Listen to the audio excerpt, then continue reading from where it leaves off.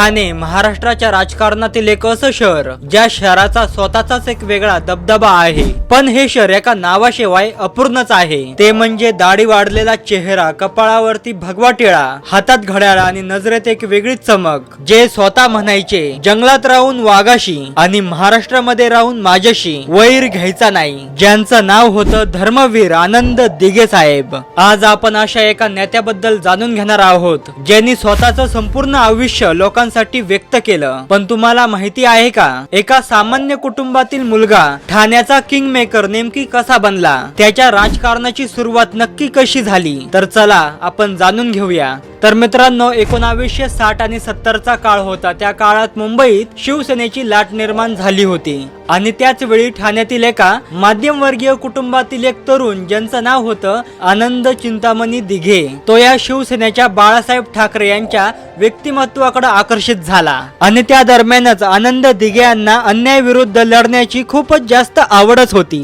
आनंद दिघे साहेब आणि हिंदू हृदय सम्राट बाळासाहेब ठाकरे यांची पहिली भेट ही केवळ एका नेत्याची आणि कार्यकर्त्याची भेट नव्हती, तर ती भेट एका शिवसेनेच्या नवीन वादळाची सुरुवात होती। त्या काळात आनंद दिघे साहेब बाळासाहेबांच्या एका शब्दावर मरायला देखील तयार होत असायचे। 1960 आणि 70च्या काळामध्ये आनंद चिंतामणी दिघे शिवसेनेचे छोटे मोठे कामकाज बघायला चालू झाले होते आणि ह्याच प्रामाणिक कामकाजामुळे आणि जनतेचं दुःख समजून घेण्यामुळे लवकरच दिघे साहेबांनी बाळासाहेब ठाकरेंचं मन आपल्याकडे वळवून घेतलं होतं। कारण आनंद दिघे यांच्या राजकारणाची पद्धत इतर नेत्यांपेक्षा संपूर्ण वेगळीच होती। कारण त्यांनी त्या काळामध्ये सुद्धा एसी ऑफिस मध्ये बसून राजकारण केलंच नाही, कारण त्यांचं स्वतःचं ऑफिस होतं टेंभी नाका आणि त्या टेंभी नाक्यावर भरायचा जनता दरबार। आणि हीच गोष्ट अजूनही तिथले लोक विसरलेले नाही, कारण पोलीस स्टेशन मध्ये जनतेला न्याय मिळत नसेल किंवा एखाद्या गरीब दुबळ्यावरती अन्याय अत्याचार होत असेल तर टेंभी नाक्यावरचे सर्व लोक पोलीस स्टेशन मध्ये न जाता आनंद दिघे साहेबांकडे नेहमीपणे यायचे।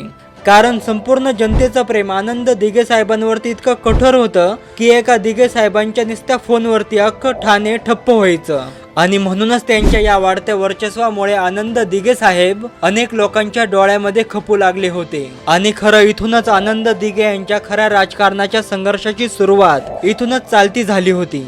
मग पुढे 1980च्या दशकात दिघे साहेबांनी ठाण्याच्या नगरपालिकेवर शिवसेनेचा भगवा फडकवला, परंतु राजकारण म्हणलं की शत्रू आलेच। कारण पुढे जाऊन आनंद दिघे यांच्यावरती काही आरोप झाले, काही टीका झाली आणि त्यांच्यावर टाळा अंतर्गत देखील कारवाई झाली होती आणि आनंद दिघे साहेबांना तुरुंगवास देखील सोसावा लागला होता।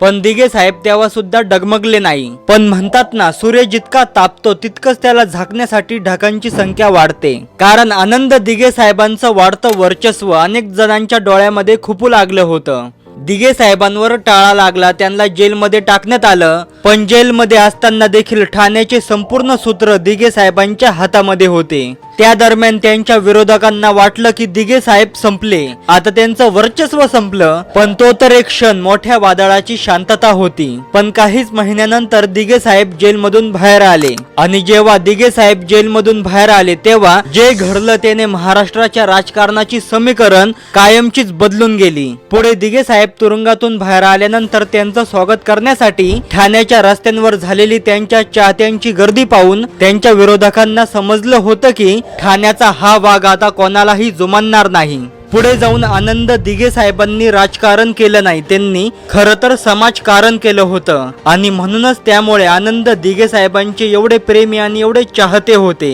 मग आता आनंद दिघे हे आता केवळ एक नाव नव्हतं, तर तो एक नुसता ठाण्याचा ब्रँड झाला होता।